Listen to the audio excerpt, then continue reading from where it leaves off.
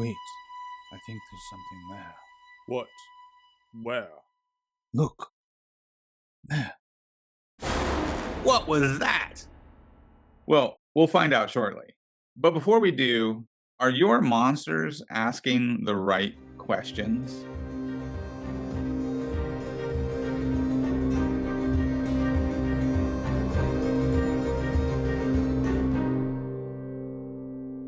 Most of you probably know that I do a Friday podcast, Casual Fridays, on the Landlocked Warlocks YouTube channel. And we recently had Peter from Tales from Elsewhere on the show. And if you watch that show, you'll see how I got to this video. But ultimately, the discussion centered around, does your monster ask questions? And if it does ask questions, is it asking the right questions? Unfortunately, we have a lot of mediocre monster design out there that sets kind of a bad example, where the answers to those monsters' questions are simply armor class, hit points, claw, bite. How hard is it to hit? How many times can it get hit? And how does it hit the player characters? So that's enough pontificating. Let's get into the questions. And first, some basic questions. What is this dungeon? Why is it here? Who lives here? Where did they come from? How do they survive in this environment? And how do I get the PCs to come here? And then there are more important questions. And these are the questions that get asked in combat. These are the tactical decisions that your players will have to make. How do I choose to use my action economy against this monster? Do I have utility spells or class abilities that'll better help me stop this monster instead of just hitting it with a weapon or blasting it with a cantrip? Can I use the environment against the monster? How is the environment helping the monster attack us? Do I try to save the NPC before the monster eats it? Or do I just smack the monster with a lot of damage, hoping to kill it before it can do anything else? When I'm grappled by the monster, do I spend my turn to escape the grapple? Or do I try to hit the monster even though I have disadvantage or a penalty to hit them while I'm grappled? These are the types of questions you want your monster to be asking your players. And if they're not built into the stat block, you can get creative by the environment that you put your monster in. So now let's use those questions to build an adventure. So what is this dungeon? It's an old dwarven fortress. Why is it here? Well, this region used to be ruled by dwarves. What happened to these dwarves? Well, they went mad from demon worship, specifically the worship of Demogorgon, this nasty tentacled demon prince. Who lives here now? Goblins. And some strange, unusual creature that has just invaded the goblins' home. Where did they come from? Well, the goblins moved in because they needed a place to live, and this strange creature lurked up from the Underdark and is now feeding on the goblins. How do they survive here? The goblins were surviving just fine, eating off of the forest, until this strange creature crept up from the Underdark and started eating them. How do we get the PCs there? Well, there's a boogeyman. So what do I mean by the boogeyman? Well, I'm going to take that almost literally, because bugbear is practically synonymous to boogeyman. So our bugbear chief, who leads this tribe of goblins, is sneaking into a halfling village and stealing halflings in order to protect his goblins. So he's feeding these halfling villagers to this strange creature in order to protect his goblinoid family. And that's how we get into this adventure. But ultimately, there's the strange creature that's the source of all these problems. And what is that creature?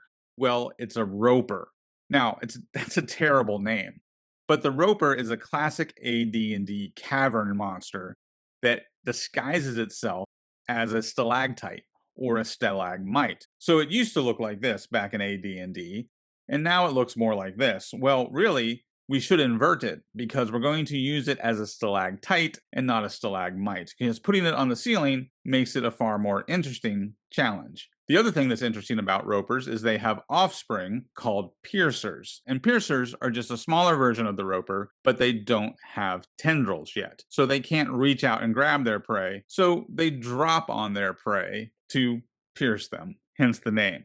Yeah, roper and piercer, they really weren't trying that hard when they named these guys. So this sets up an environment where our monsters are living on the ceiling. Now, let's take a look at our map and see how all of this plays out. And just so you know, this could be a high difficulty encounter for 5 4th level characters or 4 5th level characters, according to the newest rules, the 5.5 D&D 2024 rule set. But of course, there's a roper in every edition of D&D, so no matter if you're playing Pathfinder or Shadowdark or any version in between, you'll be able to use this encounter in your games, and the maps are linked below. If you like finding help or inspiration for your D&D games, hit the like and subscribe button and ring that notification bell. So looking at the map, you'll see 2 sections. One are the worked stone rooms that were created by the dwarves who built this fortress out of the side of a mountain. The other half are the broken rooms and the tunnels that have been carved by the roper and its young. Now, you'll see these 5 rooms. These are the rooms where the goblins and the bugbear are still living. Now, most importantly, there's a room marked with an X, and that's where the goblins shuttle the villagers from their half into the roper's half. And they carry the captured villagers down this hall into this room and throw the villagers' bodies into the pit. Whether they're alive or dead, the roper doesn't really care. So this is up to you to decide what to do with the villagers in order to create more challenges for your players. Are some of the villagers in this pit still alive? Are they calling out for help? Are there some villagers who have climbed out of the pit and wandered off into some of these other rooms, staying outside the reach of the roper? So you can decide the fate of some of these villagers. Are they piled up in the pit? Are they scattered amongst these rooms?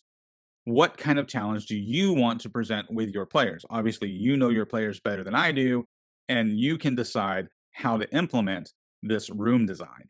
Now, here's where we start to challenge the players with tactical questions. The roper is here in this room, and the roper has the ability to reach 60 feet with its tendrils. So the roper can reach into all of these different rooms. And what helps the roper see the things that it wants to grab in these other rooms? It's younglings, the piercers. They're represented here by these smaller dots on the map. And we're only changing one thing about this monster design.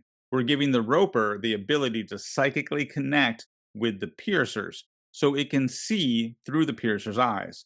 Kind of like a spotter for a sniper. The roper is able to reach into these other rooms and grab the player characters or grab the villagers because it can see through the piercer's eyes. And this presents another set of questions for your players to answer. How is this monster able to reach us from the other room? How is it able to see us from the other room? Oh, wait. What is that thing looking down on us from above? So now let's review our different types of questions. So by answering the what, why, who, where, how, and when of this dungeon, we begin to tell a story. And that story helps us formulate ways to put this adventure in front of the players. And then when the players start to engage with it, we have a better feeling of what kind of skill checks they might be making, what kind of challenges they might encounter, and answering those questions helps us build this adventure.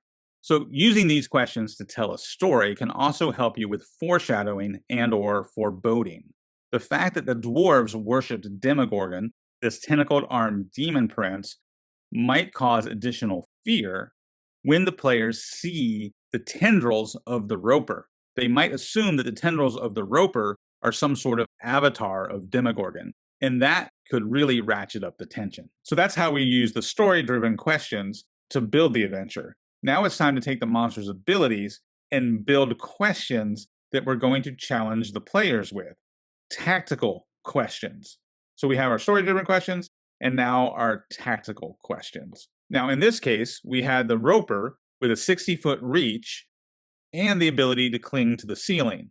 So these are the things that help us create the tactical questions by putting the roper in a situation where there are NPCs that are now threatened. And we're using those NPCs to create objectives. Can the players get the NPCs out safely without losing one of the NPCs? And do they even have to face the monster if they solely focus on rescuing the NPCs? Likewise, the environment creates another series of challenges. What do they do with these pits that are between them and the monster? Do they use strength to jump over them? Do they use dex to skirt around them? Or do they avoid the pits altogether by going down different tunnels? Then you have the additional question. Once you're grappled and poisoned by this creature, do you spend your action to try to escape its grapple, or do you attack even though the grapple causes disadvantage on that attack? So you can see how designing your monster to ask your players tactical questions creates a more interesting combat that's not just about armor class, hit points, claw, bite. So I hope you find this asking questions model helpful when you design your own encounters. Also, feel free to use this encounter in your own game. The maps are linked below. Thanks again for watching, and I'll see you next time in the Dire Den.